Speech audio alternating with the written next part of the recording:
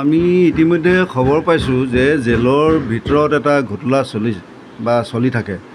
জেলত থকা মানুহসকলে বা কয়দীসকলে এই জেলৰ যিসকল নিৰাপত্তাত বা জেলাৰ হওক, এছিষ্টেণ্ট জেলাৰ হওক বা নিৰাপত্তাৰক্ষী থাকে, তেওঁলোকৰ সহযোগত যে বাহিৰৰ পৰা বিভিন্ন ধৰণৰ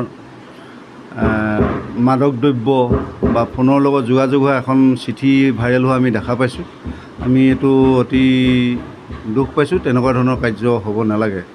তাতোতকৈ ডাঙৰ কথা কি, আমি লক্ষ্য কৰিছোঁ যে জেলত সোমোৱাৰ পিছত আসামীসকল বা কয়দীসকলক যিসকল অধিবক্তা নিয়োজিত হয় বা তেওঁলোকক পৰিয়ালে তেওঁলোকক নিয়োজিত কৰে, পিছত দেখা পোৱা যায় যে জেলত সোমোৱাৰ পিছত পাৰ্টিকুলাৰ কিছুমান এডভকেটে সেই কেছত এংগেজ হয়। এই এংগেজ হোৱা কথাটোত আমি ভাবিছোঁ এই কথাটো জেলৰ পৰাই ডাইভাৰ্ট হয় বুলি অনুভৱ কৰিছোঁ।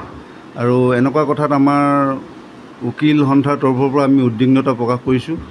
কাৰণ কেলৈ ইয়াতে আমাৰ 550মান এডভকেট আছে, কিন্তু বাছি বাছি দুজনমান অধিবক্তাকহে জেলত যোৱাৰ পিছত তেওঁলোকলৈ কেছবিলাক ডাইভাৰ্ট হয়। এই কথাবিলাক আমি ভাল পোৱা নাই। আমি ভৱিষ্যতে যাতে এনেধৰণৰ ঘটনা নহয় বা এনেকুৱা ধৰণৰ পৰিৱেশ নহয়, তাৰ বাবে আমি ঊৰ্ধ্বতম কৰ্তৃপক্ষক ইয়াৰ বিহিত ব্যৱস্থা ল'বৰ বাবে অনুৰোধ জনালোঁ। এই যিসকল বিশেষ উকিলক জেলৰ পৰা ডাইভাৰ্ট কৰা যিটো ছিষ্টেম চলিছে, সেইটো যাতে নকৰে, আমি তাৰ বাবে অনুৰোধ জনাইছোঁ।